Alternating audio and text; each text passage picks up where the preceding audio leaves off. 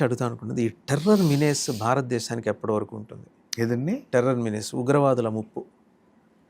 ఉగ్రవాదం ముప్పు రాబోయే రోజుల్లో పెరుగుతుంది సార్. ఇంకా పెరుగుతుంది. ఇప్పుడు నేను మనం సమర్థవంతంగా కౌంటర్ చేయగలమా?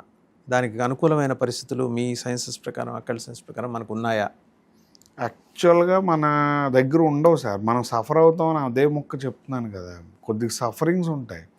దాంతోపాటు చాలా ఇంపార్టెంట్ అయిన లీడ్ ఏంటంటే, ఎప్పుడూ చూడని కొత్త దారిలో ఉగ్రవాదాన్ని చూస్తాం. అంటే ఎన్నాళ్ళలాగా అంటే మీరు నేను ఎస్టిమేషన్ వేసిన ఉగ్రవాదం చూడడం, కొద్దిగా డిఫరెంట్ లాసెస్ ఉంటాయి మనకి. So we need to bear that, we need to compulsory అనుభవించాలి భారతదేశానికి. సార్ రాజు పేదవాడు అయ్యే టైం సార్. మీరు రాజు అయితే రాజు అవుతారు. రాజయోగం ఉన్న ప్రతి వాడు రాజు అయ్యే టైం అయితే కాదు. యాస్ట్రాలజికల్గా చెప్తున్నాను.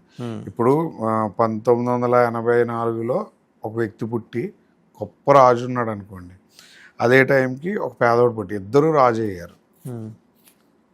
కానీ ఈ రాజు మళ్ళీ పేదవాడు అయ్యే టైం వస్తుంది. ఈ రాజు జెనెటిక్లుగానో లేకపోతే దీని ప్రకారం యోగం లెజసీతో వచ్చింది కాబట్టి ఇతను ఇక్కడే ఉంటాడు. అంటే వాళ్ళు బళ్ళు అయ్యే టైం సార్. ఒకప్పుడు వాళ్ళు బళ్ళు అయ్యే టైం, ఓడలుగానే ఉంటాయి, బళ్ళుగానే ఉంటాయి. ఏది 10 ఏళ్ళు, అందులో అస్సలు డౌటే లేదు. చాలా అస్టానిషింగ్ పాయింట్స్ చెప్పారు డాక్టర్ వడ్డాది రవికుమార్ గారు.